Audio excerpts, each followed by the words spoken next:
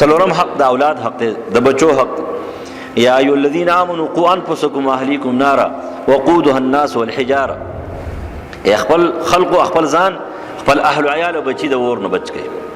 د دې ونې حدیث کې راځي کلکم راع وکلکم مسؤول رعیته والرجل راع فی اهله ومسؤول رعیته. د هر چا نه به د هغه د رعیت تپوس کېږي. د دې وجې نه د بچو تپوس پستانه کېږي خامخه.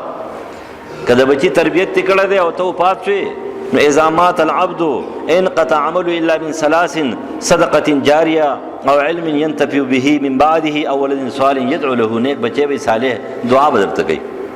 نن سبا ډېر بد حال روان دی، ډېر بد حال روان دی. مور پلار د بچو نه خبر نه دي او داسې یو مضر کار روان دی. زه به وایم چې دې ټول سر چې کوم دی نو دا مشران دي او دا سرکاري عمله ده چې پړاګ باندې د نشي چې کوم دی پرچار روان دی. پړاګ باندې چرس خرڅېږي. کم دکانداران چې سګرټ خرڅوي دا ټول نه غټ مجرم او ظالم 1 نمبر دی. چې نسوار خرڅوي دا 1 نمبر مجرم دی. هغه وایي نسوار خو به کې هلکه بالکل پاک دی، ډوډۍ دی وایي خوره، سلوخي به کې داسې هم دي. هغه به کې خبرې کوي. کومه دکاندار چې نسوار خرڅوي دی 1 نمبر مجرم دی. د بنیاد د نشي چې کوم دی ماشوم لکې خو چې نسوار شروع کړه، سګرټ شروع کړه، چې سګرټ چرس شروع کړه، چرس آیس او شراب او سو سره بسي. کم چې پیغمبر نه دی کړی باقي څنګه خیر دی. د غوایي زویا چې کم کار پیغمبر نه دی کړی ته پای کې خیر ګورې، که ته مولای او که ته امي او که ته هر څوک یې، خو چې ته نسواري ته سر نه سړي زوی نه،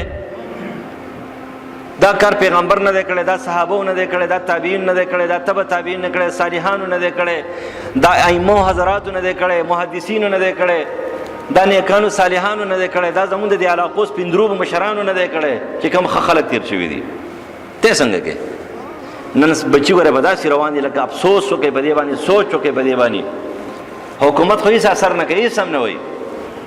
خو دغه شان دي په دې بازار کې ښکته پورته ګرځي، شراب خرڅېږي، چرس خرڅېږي، آیس خرڅېږي، د ګناه ټول کارونه کېږي.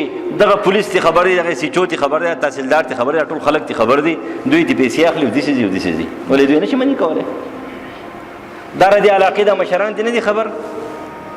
د علاقې د مشران چې دي دا دي نه دي خبر؟ تش مشران یې، تش په نوم باندې مشران یې، نور څه کولی شئ او که نه؟ نور هېڅوک څه نشي کولی. خپل ځان بچ کړي، خپل بچي بچ کړي، په خپله بچ کړي، نور څوک څه نه کوي. کشر طبقه د 80% نه زیاته چې کومه دی نه په شرابو په نشو کې روانه ده. ټولو روجې خوړل دي، د هلکانو ټولو روجې خوړل دي، روجې خوړلې دي، حرامي توبونه کړي دي، نشې کړي دي، هر څه کوي، اوس هم کوي، روان دي. خپل ځان باندې سوچ وکړئ، څوک نشته دی، څوک ستا په کار نصیب خاندي در پورې خلک. هلکه د پلانکي بچی نشه کوي، خاندي پورې، شکر دی، پرېږده چې غرق شي، نور دې هم غرق شي.